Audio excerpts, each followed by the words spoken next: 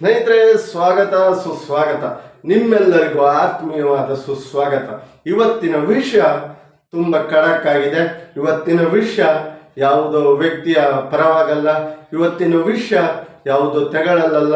ಇವತ್ತಿನ ವಿಷಯ ಈ ಕಳ್ಳರಿಗೆ ಕಾಕರಿಗೆ ಬಿಸಿ ಮುಟ್ಟುವಂಥ ವಿಷಯ. ಧರ್ಮೇಂದ್ರ ಪ್ರಧಾನ್ ಅವರ ರಾಜೀನಾಮೆ ಆಯಿತು.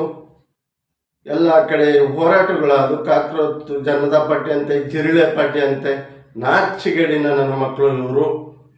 ಒಪ್ಪನೆಗೆ ಯಾಕೆ ಅಂದರೆ ಈ ಮಾತು ಹೇಳ್ತಾ ಇದ್ದೀನಿ ಅಂದರೆ, ಇವರು ಕಾಕ್ರೋಚ್ ಜನತಾ ಪಾರ್ಟಿನೋ ಏನ್ರಿ ಇವರು? ಇವತ್ತು ಅಸ್ಸಾಮಲ್ಲಿ ಜನಗಳು ಸಂಘರ್ಷಕ್ಕೆ ಸೋತಿದ್ದಾರೆ, ಗೋಳಾಡ್ತಾ ಇದ್ದಾರೆ, ಕಷ್ಟದಲ್ಲಿದ್ದಾರೆ. ಅಲ್ಲೋಗಿ ಏನಾದ್ರು ಕಾಕ್ರೋಚ್ ಜನತಾ ಪಾರ್ಟಿ ಅವ್ರ ಟೀಮಿಂದ, ಅವರ ಸಂಘದಿಂದ ಏನಾದ್ರು ಹೋಗಿ ಒಂದು ಕೆಲಸ ಮಾಡ್ತಾ ಇದೆಯಾ?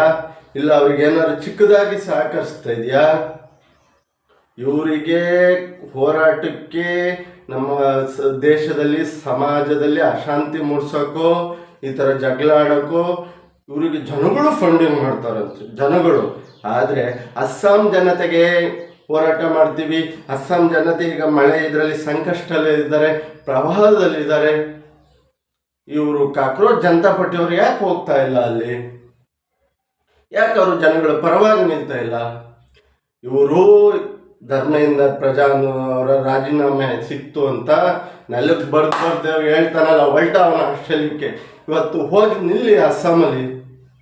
ಧರ್ಮೇಂದ್ರ ಪ್ರಧಾನ್ ಅವರ ರಾಜೀನಾಮೆ ಕೇಳೋದು ಬದಲು ಇವತ್ತು ಹೋಗಿ ಅಸ್ಸಾಮಲ್ಲಿ ನಿಂತು ಜನಗಳು ಹೆಲ್ಪ್ ಮಾಡ್ಬೋದಲ್ಲ? ಅದು ಸೇವೆ ಅಲ್ವಾ? ಅದು ಒಂದು ಪಾರ್ಟಿಗೆ ಕರ್ತವ್ಯ ಅಲ್ವಾ? ಇವರು ಇದಾದ ತಕ್ಷಣ ಹೋರಾಟ 5 ಸ್ಟಾರ್ ಹೋಟ್ಲಲ್ಲಿ ಹೋಗಿ ಮಜಾ ಮಾಡ್ತಾರೆ, ಹುಡುಗಿಯರ ಜೊತೆ ಡ್ಯಾನ್ಸ್ ಮಾಡ್ತಾರೆ, ಎಣ್ಣೆ ಕುಡಿದು ಇದು ಮಾಡ್ತಾರೆ. ಆದರೆ ಇವತ್ತು ಅಸ್ಸಾಮಲ್ಲಿ ಅದೇ ಜನ ಇವರು ಎಣ್ಣೆ ಕುಡಿದು ಮಜಾ ಮಾಡಿ ಡ್ಯಾನ್ಸ್ ಮಾಡ್ತಾಯಿದ್ದಾರೆ. ಅಸ್ಸಾಮಲ್ಲಿ ಊಟ, ಹಸಿವು, ನೀರು, ನೆಲೆ ಇಲ್ಲದೆ ನೀಗ್ತಾ ಇದ್ದಾರೆ. ಎಷ್ಟೋ ರೈತರಿಗೆ ಬೆಳೆಗಳಿಲ್ಲ, ಬರ ಬಂದಿದೆ, ಅಂಥವ್ರ ಪರ ನಿಲ್ಲಿ.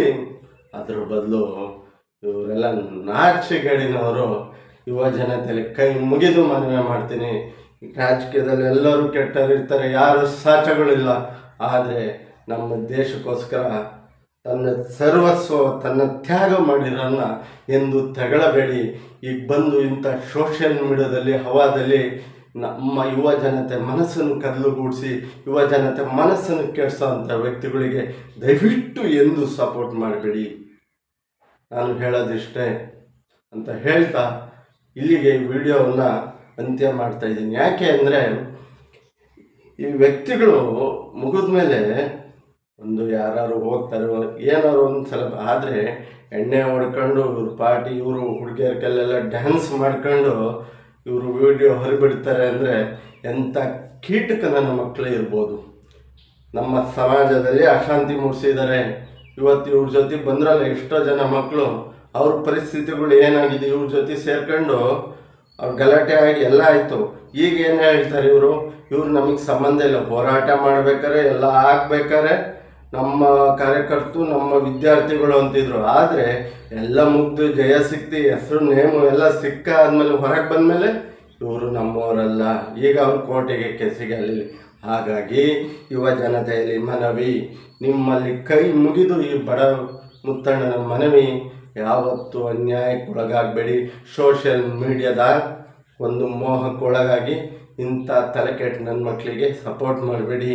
ಯಾಕೆ ಈ ಮಾತು ಹೇಳ್ತಾ ಇದ್ದೀನಿ ಅಂದರೆ, ಇವತ್ತು ಸ್ನೇಹಿತರೆ ಅಸ್ಸಾಮಲ್ಲಾದ ಪರಿಸ್ಥಿತಿಗಳು ಹೋಗಿ ನಿಲ್ಬೋದಿತ್ತಲ್ಲ ಕಾಕ್ರೋಚ್ ಜನತಾ ಪಾರ್ಟಿ.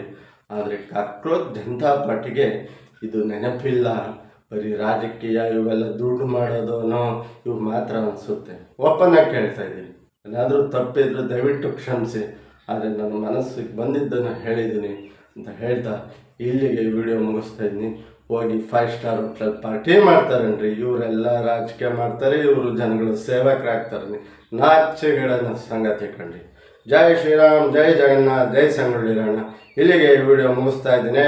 ಏನಾದರೂ ತಪ್ಪಿದ್ರೆ ಜನತೆಯಲ್ಲಿ ಕ್ಷಮೆ ಕೇಳ್ತಾ ದಯವಿಟ್ಟು ಕಮೆಂಟ್ ಮಾಡಿ, ಲೈಕ್ ಮಾಡಿ, ಶೇರ್ ಮಾಡಿ, ಸಬ್ಸ್ಕ್ರೈಬ್ ಮಾಡಿ.